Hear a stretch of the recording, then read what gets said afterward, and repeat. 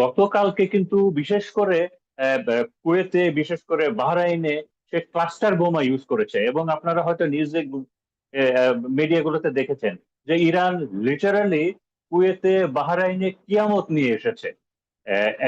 এবং এখানে আমেরিকার যে বেস গুলা ছিল, আমেরিকার যে লজিস্টিক বেস গুলা ছিল, সেখানে আমেরিকার যে আপনার গোলা বারুদের ডাম্পিং প্লেস গুলা ছিল, বাহরাইনে আমেরিকার যে ফিফথ নেভাল ফ্লিটের বেস আছে, সেগুলো, এগুলো প্রায় ধ্বংস হয়ে গেছে। এবং এই ধরনের বড় ধরনের ধ্বংসযজ্ঞ এই কুয়েতবাসী কিংবা বাহরাইনবাসী কিংবা আপনার আমেরিকা আগে কখনো দেখে নাই। এবং একই সাথে এই যুদ্ধটা ছড়িয়ে পড়েছে কিন্তু কুয়েত, এন্টার জিসিসিতে প্লাস জর্ডানে।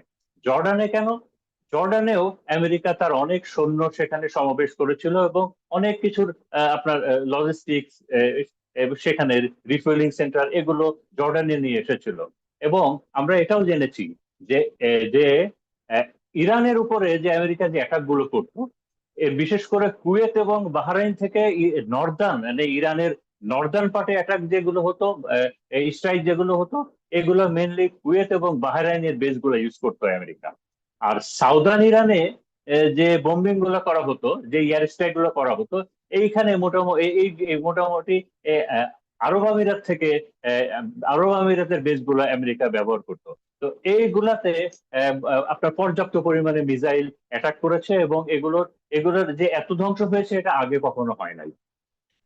আহ, আপনার প্রফেসর মারান্ডি একটা কথা বলেছেন মানে যদি যে একটা টু দা পয়েন্টে একটা জিনিস জানতে চাই, কারণ আমাদের দর্শকরা বসে আছে যে আসলে আজ হামলাটি করবার জন্য হুঙ্কার দিয়েছে, এবং যুক্তরাষ্ট্র থেকে অলরেডি রওনা দিয়েছে অনেক অনেক যুদ্ধ বিমান, যুদ্ধ জাহাজ, যে বিশাল অবরোধ করবার জন্য, বিশেষ করে যে আগের মতো করে, আগের চেয়ে অনেক বেশি সাজসজ্জা দেখা যাচ্ছে এবং আরো বেশি কি বলবো, প্রস্তুত দেখা যাচ্ছে যুক্তরাষ্ট্রকে, যে তারা হরমুজ প্রণালীকে অবরোধ করবে, পাশাপাশি হরমুজ প্রণালীকে দখল করবে। কতটা সফল হবে বলে মনে করেন, একটু যদি এখানে টু দ্য পয়েন্ট একটু বলেন। না, আমি একটু দা পয়েন্টে বলবো যে হরমুজ প্রণালী, এটা আমার কথা না, এটা প্রত্যেকটা মিলিটারি স্ট্র্যাটেজিস্টের কথা যে হরমুজ প্রণালী ইরানের আছে এবং ইরানই থাকবে। এবং ইরানের কাছের থেকে হরমুজ প্রণালীর কর্তৃত্ব নেওয়া আমেরিকার জন্য ইম্পসিবল। আমেরিকার এই চেষ্টাটা এই যুদ্ধের শুরু থেকে, বিশাল বিশাল বহর আসতেছে, হ্যাঁ, এরা তাহলে কি করবে? এ- এই এই আমি আমি আমার যেটা অ্যাসেসমেন্ট, এরা কাছাকাছি আসবে। ব্লকেটটা ইনশিওর করবে যে ইউএস এর যে ব্লকেট, এর এর বেশি আর কিছু না। আমেরিকা একটা আপ্রাণ চেষ্টা করেছিল ওমানকে ইউজ করে হরমুজ প্রণালীর ওই জায়গাটা, শর্ট থেকে সরু যে 33 কিলোমিটারের জায়গাটা, এখানে তো দুইটা ভাগ আছে, একটা হলো ইরানের কাছ দিয়ে গেছে, আর একটা হলো ওমানের কাছ দিয়ে গেছে। আমেরিকা এবং ওমানের সাথে যুক্তি করে তারা তো চেয়েছিল যে ওই পথ দিয়ে জাহাজগুলোকে ডাইরেক্ট করতে, যেটা যেটা ইরান অ্যালাউ করেনি। এবং ওই পথ দিয়ে যতগুলো জাহাজ গিয়েছে ইরান প্রত্যেকটাকে অ্যাটাক করেছে, ইরান প্রত্যেকটাকে অ্যাটাক করেছে এবং প্রত্যেকটা জাহাজ ক্ষতিগ্রস্ত হয়েছে, যে কারণে ওই মানে আমেরিকার ওই ওই প্ল্যানটাও হয় নাই। তো আলটিমেটলি এটা আমার কথা না। হরমুজ প্রণালী, অ্যাটলিস্ট হরমুজ, এই যুদ্ধে কি হবে না হবে সেটা আমরা পরে, হরমুজ প্রণালীর কর্তৃত্ব ইরানের কাছে আছে এবং ইরানের কাছেই থাকবে।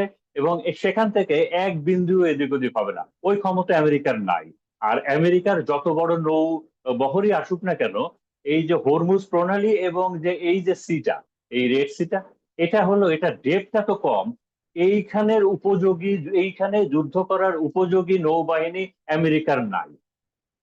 এই আমেরিকার যুদ্ধটা করতে হবে দূরে, এই এই হরমুজ প্রণালী এবং এই সাগরে এত কম, এখানে 50 ফিট, 100 ফিট, 150 ফিট এরকম মাত্র সাগরের পানি।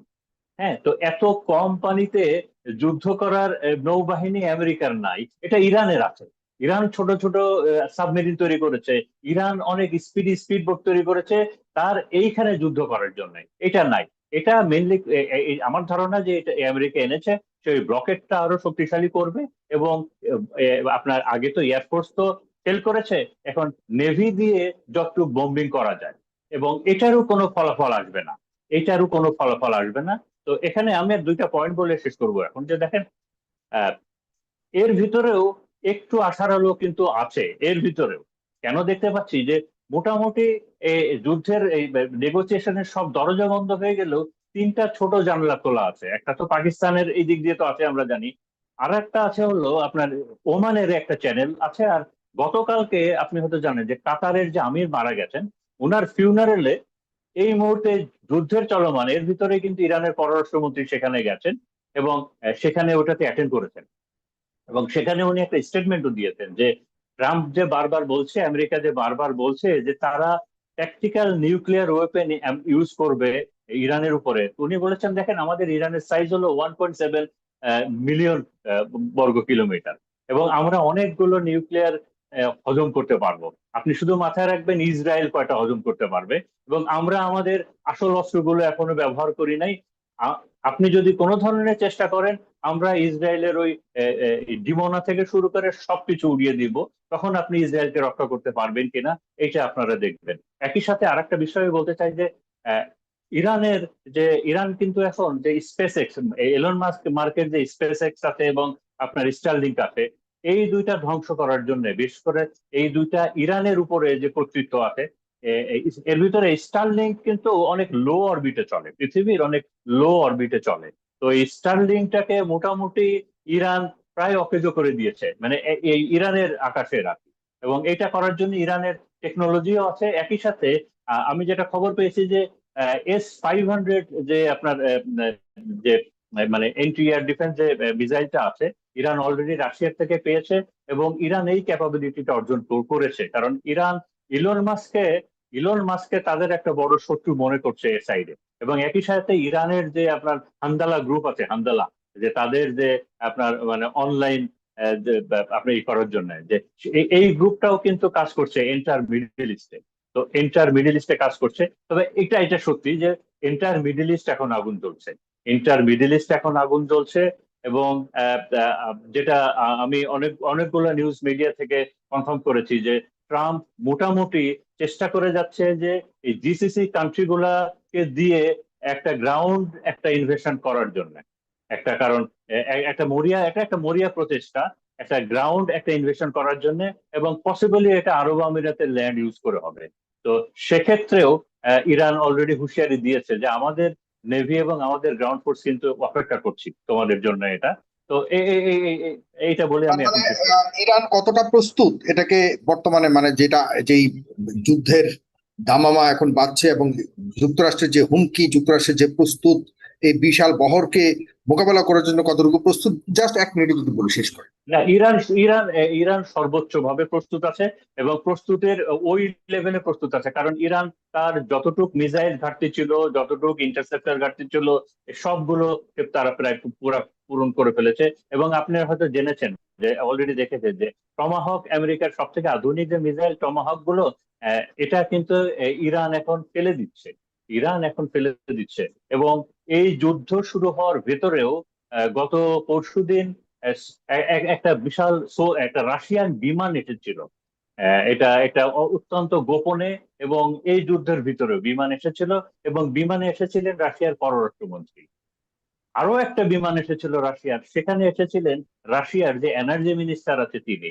এবং এটা অনেক বড় মেসেজ দেয়, এবং তারা বলে গেছেন যে যুদ্ধের সকল সহায়তা রাশিয়া ইরানকে দেবে। একই সাথে এনার্জি মিনিস্টার এসেছিলেন এইটা এনশিওর করার জন্য যে ইরানের সকল পথ যদি বন্ধ হয়ে যায়, আজারবাইজান হয়ে গ্যাস এবং অন্যান্য যে সাপোর্ট ইরানের লাগবে, সেইটা সেইটা ইরান পাবে।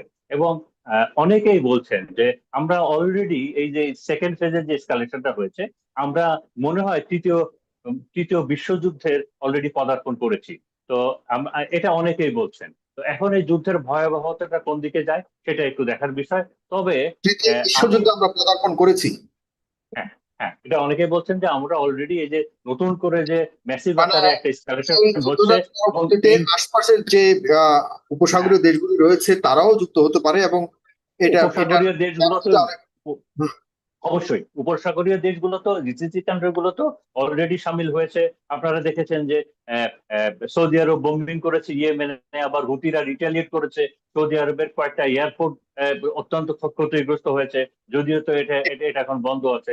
তো জি। আলটিমেটলি, এবং এটার সাথে, কারণ ওই কথাটা আমি আবার একটু রিপিট করি, যে মারা গেছে, যে কুলাঙ্গারটা মারা গেছে আমেরিকার সিনেটর লিন্সে গ্রাহাম, সে তো বলেই ছিল যে এই ইরান যুদ্ধের মাধ্যমে সে ইরানকে তো ধ্বংস করবেই, এবং রাশিয়া এবং আমেরিকাকে হাঁটু গেড়ে রাশিয়া এবং চায়নাকে হাঁটু গেড়ে আমেরিকার কাছে ভিক্ষা চাইতে হবে এই যুদ্ধের মাধ্যমে, সেটা কিন্তু সে বলেছিল।